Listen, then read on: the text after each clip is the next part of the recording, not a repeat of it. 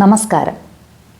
എല്ലാ പ്രിയപ്പെട്ട പ്രേക്ഷകർക്കും റീഡേഴ്സ് കോർണറിൻ്റെ മണി സീരീസ് ദ റിച്ച് സ്റ്റോറീസിൻ്റെ 5ാമത്തെ എപ്പിസോഡിലേക്ക് സ്വാഗതം. ഇന്ന് ഈ എപ്പിസോഡിൽ നമ്മൾ സംസാരിക്കുന്നത് മണി മാനേജ്മെൻറ്റിനെ പറ്റിയാണ്. അപ്പോൾ സ്വാഭാവികമായും ചോദിക്കാം, ഇത്രയും എപ്പിസോഡുകളിൽ നമ്മൾ സംസാരിച്ചതും അതുതന്നെയല്ലേ എന്ന്. ശരിയാണ്. എന്നാൽ നമ്മൾ ഇത്രയും ദിവസം പല എപ്പിസോഡുകളിലായി സംസാരിച്ചത് പണം സംരക്ഷിക്കേണ്ടതിൻ്റെ ആവശ്യകതയെപ്പറ്റിയും എമർജൻസി ഫണ്ട് എന്താണെന്നും അത് സ്വരൂപിക്കാനുള്ള 1-2 മാർഗങ്ങളെപ്പറ്റിയുമാണ്. ഇപ്പോൾ ചിലരെങ്കിലും വിചാരിച്ച് കാണും, പൈസ ഉണ്ടെങ്കിലല്ലേ സമ്പാദിക്കാൻ സാധിക്കുമെന്ന്. മിച്ചമൊന്നും കിട്ടുന്നില്ല, ബാക്കി വയ്ക്കാൻ പൈസ തികയുന്നില്ല, അല്ലെങ്കിൽ കടം വീട്ടിയിട്ട് വേണ്ടേ സമ്പാദിക്കാൻ എന്നിങ്ങനെ ഒരുപാട് ചോദ്യങ്ങൾ പലരുടെയും മനസ്സിലുണ്ടാകും. ഈ ചോദ്യങ്ങൾക്കൊക്കെയുള്ള ഉത്തരമാണ് ഇന്നത്തെ എപ്പിസോഡ്. എല്ലാവർക്കും ഒരിക്കൽ കൂടി സ്വാഗതം. ഫിനാൻഷ്യൽ ഫിറ്റ്നസ് എന്നൊരു വാക്കിനെ പറ്റി കേട്ടിട്ടുണ്ടോ? ശരീരവും മനസ്സും ഫിറ്റാക്കി വെക്കേണ്ടത് എത്രത്തോളം പ്രാധാന്യമുള്ളതാണോ അത്രത്തോളം ജീവിതത്തിൽ പ്രാധാന്യം അർഹിക്കുന്ന ഒരു കാര്യമാണ് ഫിനാൻഷ്യൽ ഫിറ്റ്നസ്. അതായത് സാമ്പത്തികമായി ഫിറ്റായിരിക്കുക എന്ന് തന്നെയാണ് അതിൻ്റെ അർത്ഥം. എന്താണ് ഈ ഫിനാൻഷ്യൽ ഫിറ്റ്നസ്? ഒന്നുകൂടി സിമ്പിളായി പറഞ്ഞാൽ, ഒരു വ്യക്തിയുടെ വരുമാനം, ചിലവ്, സമ്പാദ്യം, അയാളുടെ സാമ്പത്തികമായ ബാധ്യതകൾ, ജീവിതശൈലി, ഇങ്ങനെ ഒരുപാട് കാര്യങ്ങളെ അടിസ്ഥാനപ്പെടുത്തി ചിട്ടപ്പെടുത്തുന്ന ഒന്നാണ് ഫിനാൻഷ്യൽ ഫിറ്റ്നസ്.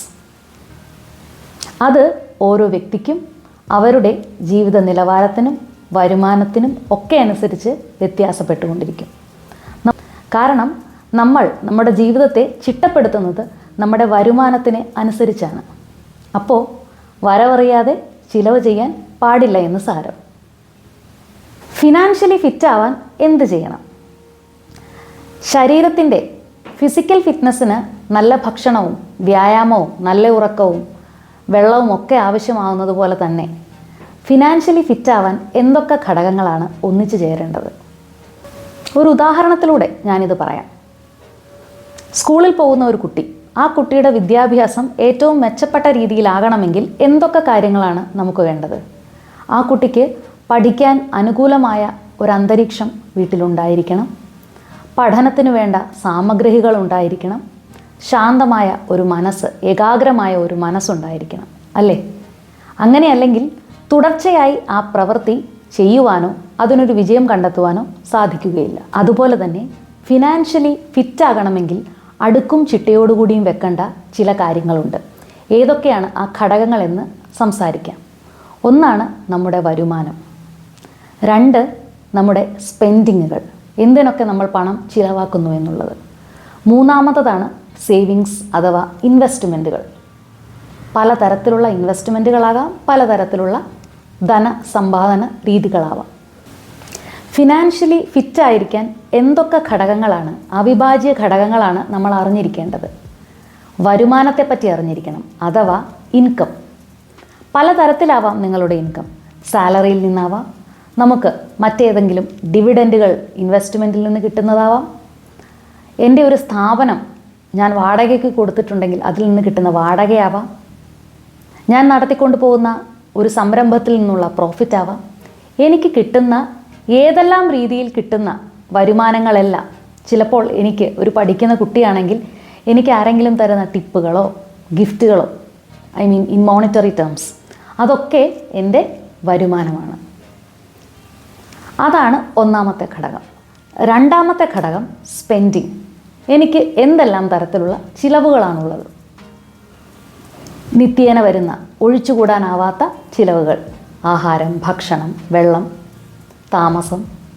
ഇനി അതല്ലാതെയുള്ള ആശുപത്രി ചിലവുകൾ, വിദ്യാഭ്യാസം, മറ്റെന്തെങ്കിലും EMI അടയ്ക്കാനുണ്ടെങ്കിൽ കടം വീട്ടാനായിട്ടുള്ളത്, ബാങ്ക് ലോണുകൾ, കാർ ലോണുകൾ, പേഴ്സണൽ ലോണുകൾ, ഇവയൊക്കെ ചിലവിൻ്റെ വിഭാഗത്തിൽ വരും.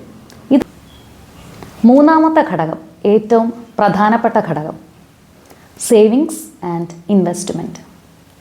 നമ്മുടെ വരുമാനത്തിൽ നിന്നും ചിലവിന് ശേഷം ബാക്കി വരുന്നതാണ് സേവിങ്സ്.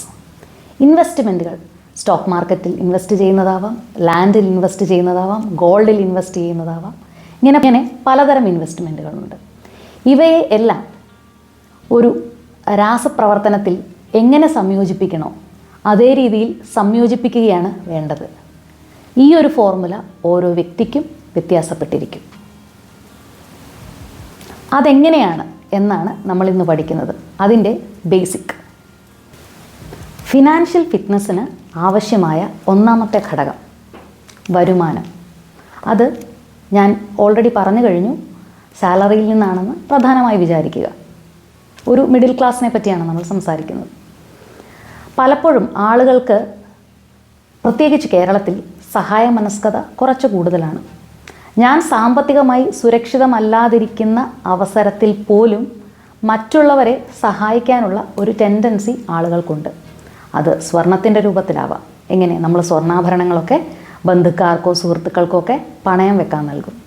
അല്ലെങ്കിൽ നമ്മൾ എന്തിനെങ്കിലും മാറ്റി വെച്ചിരിക്കുന്ന ഒരു പൈസ, അതൊരു വലിയ എമൗണ്ട് ആയിരിക്കണമെന്നില്ല, പക്ഷേ എന്തെങ്കിലും ഒരു പിടിപ്പുകേട് വന്നാൽ എടുക്കാൻ വെച്ചിരിക്കുന്ന തുക, ഇത് നമുക്ക് ഏറ്റവും വിശ്വസ്തരായ ബന്ധുക്കളോ സുഹൃത്തുക്കളോ അവരുടെ ഒരു എമർജൻസി ചോദിക്കുന്ന സമയത്ത് എടുത്തു കൊടുത്തുകൊണ്ട് സഹായിക്കുക. ഈ രണ്ട് കാര്യവും ചെയ്യാൻ പാടില്ല. കാരണം പൈസയോ സ്വർണമോ കടം കൊടുത്തിട്ടുള്ളവർക്കറിയാം അത് തിരികെ വാങ്ങുക എത്ര ബുദ്ധിമുട്ടുള്ള കാര്യമാണെന്ന്. നിങ്ങളുടെ നിലനിൽപ്പ് സുസ്ഥിരമല്ലെങ്കിൽ ഒരിക്കലും ആ തരത്തിൽ മറ്റൊരാളെ സഹായിക്കാൻ പാടില്ല. ഇതാണ് ഒന്നാമത്തെ ലെസൺ. നോ പറയേണ്ടടുത്ത് നോ പറയാൻ നമുക്ക് സാധിക്കണം. എന്നും ജോലി ചെയ്ത് വൈകുന്നേരം ശമ്പളം കിട്ടുന്ന ഒരു വ്യക്തിയാണെന്ന് വിചാരിക്കുക. 1000 മുതൽ 1500 രൂപ വരെ ഡെയിലി വേജിൽ ജോലി ചെയ്യുന്ന ഒരു വ്യക്തി, അല്ലെങ്കിൽ 25,000 രൂപ മുതൽ 35,000 രൂപയ്ക്കിടയ്ക്ക് വരെ മാസവരുമാനമുള്ള ഒരു വ്യക്തി എന്ന് കരുതുക.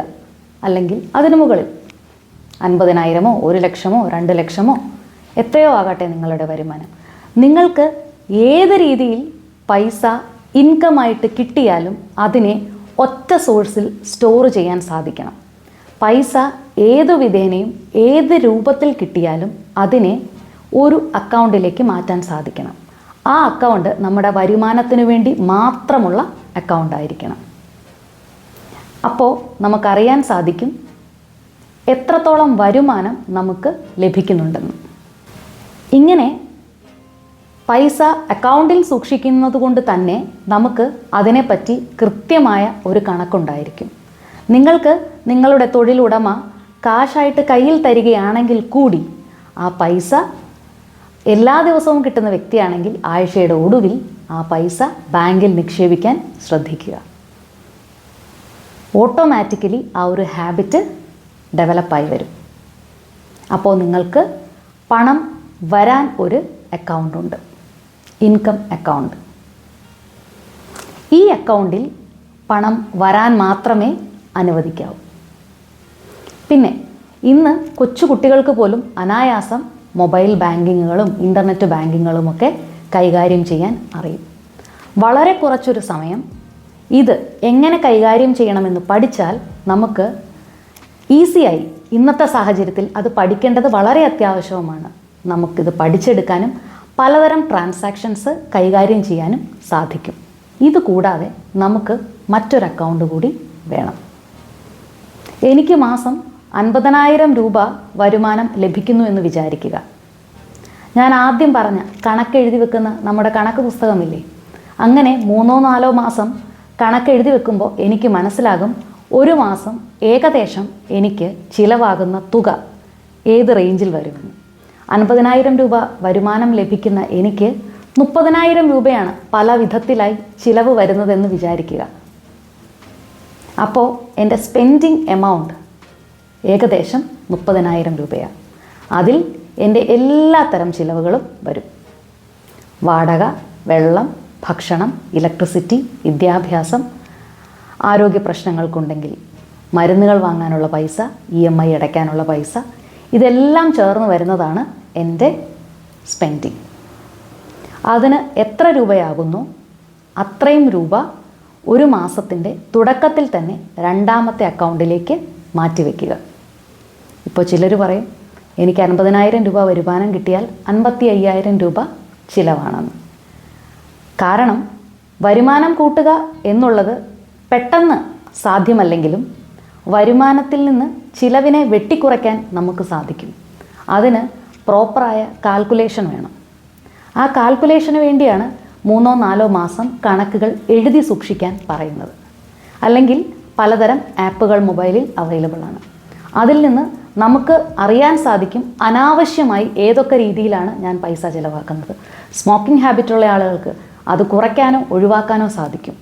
മദ്യപിക്കുന്ന ആളുകൾക്ക് അതിനുവേണ്ടി ചിലവാക്കുന്ന പൈസ കട്ട് ചെയ്യാൻ സാധിക്കും. സോഫ്റ്റ് ഡ്രിങ്ക്സോ ജങ്ക് ഫുഡ്സോ കഴിക്കുന്ന ആളുകൾക്ക് അത് ഒഴിവാക്കാൻ സാധിക്കും.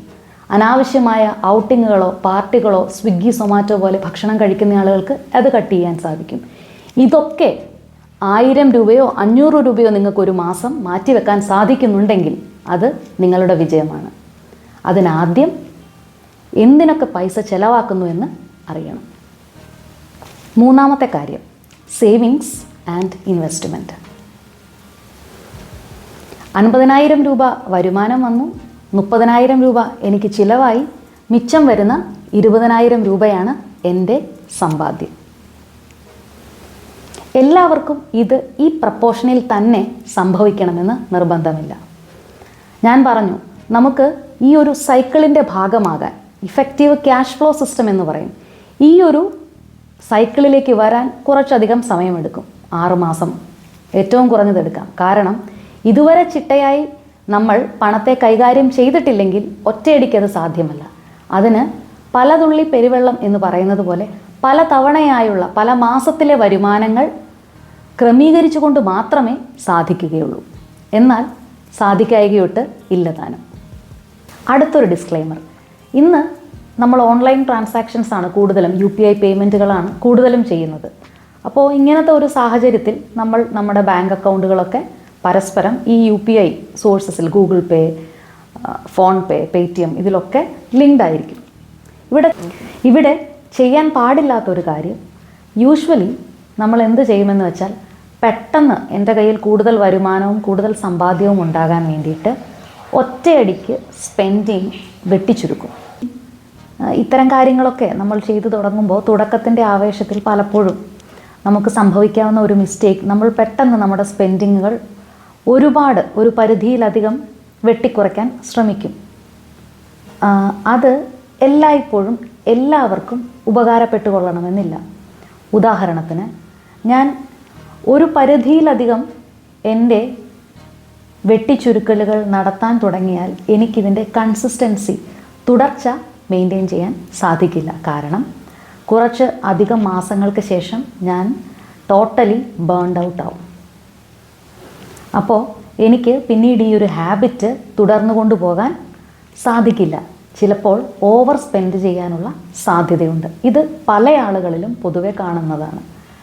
നമ്മൾ ഈ ഫിറ്റ്നസ് ചാലഞ്ചൊക്കെ ചെയ്യുമ്പോൾ പൊതുവെ കാണുന്നതാണ്. ആദ്യമേ ഹെവി വർക്കൗട്ട്സും കാര്യങ്ങളും ഒക്കെ ചെയ്യുന്ന ആളുകൾക്ക് പലപ്പോഴും തുടക്കത്തിൽ തന്നെ ചെയ്യുന്നത് കൊണ്ട് അതിൻ്റെ കൺസിസ്റ്റൻസി ലോങ് ടേമിലേക്ക് മെയിൻറ്റെയിൻ ചെയ്യാൻ പറ്റുന്നില്ല. ഇത് ഈ ഒരു കാര്യത്തിലും ആപ്ലിക്കബിളാണ്. അതുകൊണ്ട് തുടക്കത്തിൽ ഒരു ഭീകരമായ വെട്ടിച്ചുരുക്കലുകൾ നടത്താതെ ചെറിയ ചെറിയ ഘട്ടം ഘട്ടമായി നമുക്ക് വെട്ടിച്ചുരുക്കലുകൾ നടത്താം. മൈക്രോ മാനേജ്മെൻറ്റ് നടത്താതിരിക്കുക തുടക്കത്തിൽ.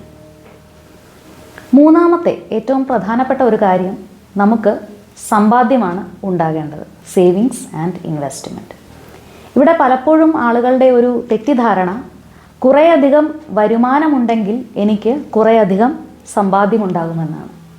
എന്നാൽ പല തുച്ഛമായ വരുമാനമുള്ള ആളുകളും സമ്പത്തിന് അടുക്കും ചിട്ടയും ഉള്ളതുകൊണ്ട് തന്നെ അവരിൽ ഒരുപാട് തുക മിച്ചം അവരുടെ ഒരു റിട്ടയർമെൻറ്റ് ലൈഫിലേക്കൊക്കെ വരുമ്പോൾ കാണാൻ സാധിക്കും. വരുമാനം കൂടുന്നു എന്നത് സമ്പാദ്യം കൂടാൻ ഒരു കാരണമല്ല. ഫോക്കസ് ചെയ്യേണ്ടത് സ്പെൻഡിങ്ങിലാണ്. കാരണം 10,000 രൂപ വരുമാനം കിട്ടുന്ന ഒരു സാഹചര്യത്തിൽ ഒരു പക്ഷേ ഉപയോഗിക്കുന്ന ഒരു ഗാഡ്ജറ്റോ ഡ്രസ്സോ ആയിരിക്കില്ല 50,000 രൂപ വരുമ്പോൾ ഞാൻ ഉപയോഗിക്കുക. അപ്പോൾ ഞാൻ പണക്കാരനെ പോലെ ആവാനൊരു ശ്രമം സ്വാഭാവികമായും നടത്തും. കാരണം നമ്മൾ കണ്ടുവരുന്ന സോഷ്യൽ മീഡിയയും സമൂഹവുമൊക്കെ നമ്മളെ എപ്പോഴും ഇൻഫ്ലുവൻസ് ചെയ്തുകൊണ്ടിരിക്കുകയാണ്. സ്വാഭാവികമായിട്ടും നമുക്ക് നമ്മുടെ മൊബൈൽസ്, നമ്മുടെ മറ്റു പല ഇലക്ട്രോണിക് ഗാഡ്ജറ്റുകൾ EMIയിലൊക്കെ വലിയ വലിയ ബ്രാൻഡിലുള്ള സാധനങ്ങളൊക്കെ എടുക്കാനായിട്ടുള്ള ഒരു ടെൻഡൻസി വരും. കാരണം നമ്മൾ സാമ്പത്തികമായി മെച്ചപ്പെട്ട അവസ്ഥയിലാണെന്ന് മറ്റാരെയൊക്കെയോ തൃപ്തിപ്പെടുത്താൻ വേണ്ടിയിട്ടുള്ള ഒരു ശ്രമമാണ് ആക്ച്വലി അത്. നമുക്കുള്ളിൽ അറിയാം we are not in a stable state. പക്ഷേ റാൻഡമായി ബ്രാൻഡഡ് ക്ലോത്തുകളും ബ്രാൻഡഡ് ആയിട്ടുള്ള പല ഷൂസ്, മറ്റു പല ഗാഡ്ജറ്റുകളൊക്കെ വാങ്ങിക്കൂട്ടാൻ തുടങ്ങും. ഈ EMI ഒക്കെ കട്ട് ചെയ്യേണ്ടത് വളരെ പ്രധാനപ്പെട്ട ഒരു കാര്യമാണ്. ഇതൊക്കെ അത്യാവശ്യമാണോ എന്ന് പലവട്ടം ചിന്തിക്കുക. പിന്നെ പൊതുവെ പെൺകുട്ടികളിൽ, സ്ത്രീകളിൽ കാണുന്നതാണ് റാൻഡമായിട്ടുള്ള ഷോപ്പിങ്ങുകൾ. 200-300 രൂപയ്ക്ക് കിട്ടുന്നു എന്ന് പറഞ്ഞ് നമ്മൾ ഒരുപാട് ഡ്രസ് മെറ്റീരിയലുകൾ വാങ്ങിക്കൂട്ടും, ഒരാവശ്യവുമില്ലാത്ത. അല്ലെങ്കിൽ രണ്ടാമതൊരു കാറ്റഗറിയിൽപ്പെട്ട ആളുകൾ, അവർ ഒരുപാട് വില കൂടിയ വസ്ത്രങ്ങൾ വാങ്ങാൻ ശ്രമിക്കും. ഞാനിതൊരു ഇൻ്റർവ്യൂവിൽ കണ്ടതാണ്, സുധാമൂർത്തിയുടെ ഒരു ഇൻ്റർവ്യൂവിൽ കണ്ടതാണ്. ഞാൻ ആലോചിച്ച് കഴിഞ്ഞപ്പോൾ വളരെ ശരിയാണ്. എനിക്ക് 10,000 രൂപയുടെ ഒരു സാരി ഉണ്ടെങ്കിൽ ഒരു പക്ഷേ ഞാൻ ഒരു വർഷത്തിൽ ഒരു തവണയായിരിക്കും ഉടുക്കുന്നത്. അല്ലെങ്കിൽ ഒരു ലൈഫ് ടൈമിൽ 3 വട്ടം, 4 വട്ടം, 5 വട്ടം, അതിൽ കൂടുതൽ അത് ഉപയോഗിക്കാൻ സാധ്യതയില്ല. എന്നാൽ 500-1000 രൂപയോ കൊടുത്ത് വാങ്ങുന്ന ഒരു സാരിയാണെങ്കിൽ എത്ര വട്ടം ഉപയോഗിക്കും? ഈ ഒരു ബേസിക് പോളിസിയാണ് നമുക്ക് എല്ലായിടത്തും അപ്ലൈ ചെയ്യേണ്ടത്. Because we are not super rich in the beginning. നമുക്ക് അത്രയും ക്യാഷ് ഫ്ലോ തുടക്കത്തിൽ ഇല്ല. അത് ഉണ്ടാക്കിയെടുക്കുക രണ്ടാമത്തെ ഘടകമാണ്. അതിനാദ്യം പണത്തെ കൈകാര്യം ചെയ്യാൻ പഠിക്കണം. നമ്മുടെ അലക്ഷ്യമായ മനസ്സിനെ നിയന്ത്രിക്കാൻ, അതിന് കടിഞ്ഞാണിടാൻ നമുക്ക് സാധിക്കണം. മൂന്നാമത്തെ കാര്യം, മൂന്നാമതൊരു അക്കൗണ്ട് ഉണ്ടെങ്കിൽ അത് ഏറ്റവും മെച്ചം. ഇനി അങ്ങനെയല്ല, നിങ്ങൾക്ക് അത് ഭയങ്കര ഓക്വേർഡായിട്ടാണ് തോന്നുന്നതെങ്കിൽ, ഇത്രയധികം ബാങ്ക് അക്കൗണ്ടുകൾ കൊണ്ട് എന്ത് ചെയ്യും എന്നൊരു തോന്നൽ സ്വാഭാവികമായും തോന്നാം. എങ്കിൽ ആ മിച്ചം വരുന്ന തുക നിങ്ങളുടെ ഇൻകം അക്കൗണ്ടിൽ തന്നെ നിക്ഷേപിക്കാൻ ശ്രദ്ധിക്കുക. അങ്ങനെയല്ല എങ്കിൽ മൂന്നാമതൊരു അക്കൗണ്ട് തുടങ്ങി നിങ്ങളുടെ മിച്ചം വരുന്ന തുക, സേവിങ്സ് ആൻഡ് ഇൻവെസ്റ്റ്മെൻറ്റുകളൊക്കെ നമുക്ക് ആ ഒരു അക്കൗണ്ടിലേക്ക് നിക്ഷേപിക്കാം. ഇങ്ങനെ കൃത്യമായി നമുക്ക് എല്ലാ മാസവും ഓർത്തിരുന്ന് ചെയ്യുക പല സാഹചര്യങ്ങൾ കൊണ്ടും എളുപ്പമായെന്ന് വരില്ല. ഇതുകൊണ്ടാണ് ഞാൻ തുടക്കത്തിൽ പറഞ്ഞ ഓൺലൈൻ ട്രാൻസാക്ഷൻസ് നമ്മൾ പ്രിഫർ ചെയ്യുന്നത്. എല്ലാ ബാങ്ക് അക്കൗണ്ടുകളും ഞാൻ ഓൺലൈനായി ബന്ധിപ്പിക്കുകയാണെങ്കിൽ സാലറി അല്ലെങ്കിൽ എൻ്റെ അക്കൗണ്ടിൽ പൈസ വരുന്ന അതേ നിമിഷം തന്നെ അല്ലെങ്കിൽ അതേ ദിവസം തന്നെ എൻ്റെ ചിലവിന് ആവശ്യമായ തുക എനിക്ക് എൻ്റെ രണ്ടാമത്തെ അക്കൗണ്ടിലേക്ക് മാറ്റിവെക്കാൻ സാധിക്കും. അപ്പോൾ ഞാൻ എൻ്റെ എല്ലാ ട്രാൻസാക്ഷൻസിനും വേണ്ടി, എല്ലാ മാസത്തിൽ നടക്കുന്ന ചിലവിന് ഞാൻ പൈസ എടുക്കുന്നത് ഈ സ്പെൻഡിങ്ങിന് വേണ്ടി മാത്രമായി ഞാൻ സ്വരൂപിച്ചിരിക്കുന്ന അക്കൗണ്ടിൽ നിന്നായിരിക്കും. ചിലപ്പോൾ മിച്ചം വരാം, പക്ഷേ ഒരിക്കൽ പോലും അതിനേക്കാൾ കൂടുതൽ പൈസ ചിലവാക്കരുത്. അതുകൊണ്ടാണ് പറഞ്ഞത് അതിഭീകരമായ വെട്ടിച്ചുരുക്കലുകൾ തുടക്കത്തിൽ പാടില്ല എന്ന്. ക്രമേണ മാത്രം അത് ചെയ്യുക. പലപ്പോഴും അതിൽ നിന്ന് തിരികെ എടുത്ത് സ്പെൻഡിങ് അക്കൗണ്ടിലേക്ക് ഇടേണ്ട ഒരു സാഹചര്യം ഉണ്ടാകുന്നു. അത് അൾട്ടിമേറ്റ്ലി ഒരു നെഗറ്റീവ് മാർക്കാണ് നമ്മുടെ ഫിനാൻഷ്യൽ മാനേജ്മെൻറ്റിൽ. സോ അതിനുള്ള സാഹചര്യം അവോയ്ഡ് ചെയ്യുക. അതിന് പ്രധാനമായും ആദ്യത്തെ മാസങ്ങളിൽ തുടക്കത്തിൽ ഒരു 6 മാസത്തെ ടാർഗറ്റ് നിങ്ങൾ കൊടുക്കുക. ആ ഒരു 6 മാസത്തിനുള്ളിൽ ആദ്യത്തെ 3 മാസം നിങ്ങളെ ഒബ്സർവ് ചെയ്യുക, നിങ്ങൾ ഏതൊക്കെ രീതിയിലാണ് പൈസ ചിലവാക്കുന്നതെന്ന്. അതിനെ ക്രമേണ മാത്രം ഒരു സൈക്കിളിലേക്ക്, ഒരു ക്യാഷ് ഫ്ലോ സിസ്റ്റത്തിലേക്ക് കൊണ്ടുവരിക. ഇനി വരും എപ്പിസോഡുകളിൽ നമ്മൾ മറ്റു പല കാര്യങ്ങളും പഠിക്കും. ഒരു വരുമാനം ധാരാളമാണോ? വരുമാനം കൂട്ടാൻ എന്തൊക്കെ ചെയ്യാം? ചിലവുകൾ കുറയ്ക്കാൻ എന്തൊക്കെ ചെയ്യാം? എന്തെല്ലാം സേവിങ്സ് ആൻഡ് ഇൻവെസ്റ്റ്മെൻറ്റുകളാണുള്ളത്? അടുത്ത എപ്പിസോഡ് വരെ കാത്തിരിക്കുക. ഈ എപ്പിസോഡ് നിങ്ങൾക്ക് പ്രയോജനപ്പെട്ടെങ്കിൽ കമൻറ്റ് ചെയ്യുക. നിങ്ങളുടെ പ്രിയപ്പെട്ടവർക്കായി ഷെയർ ചെയ്യുക. ലൈക്ക് ചെയ്യാൻ മറക്കരുത്. ചാനൽ സബ്സ്ക്രൈബ് ചെയ്യുക.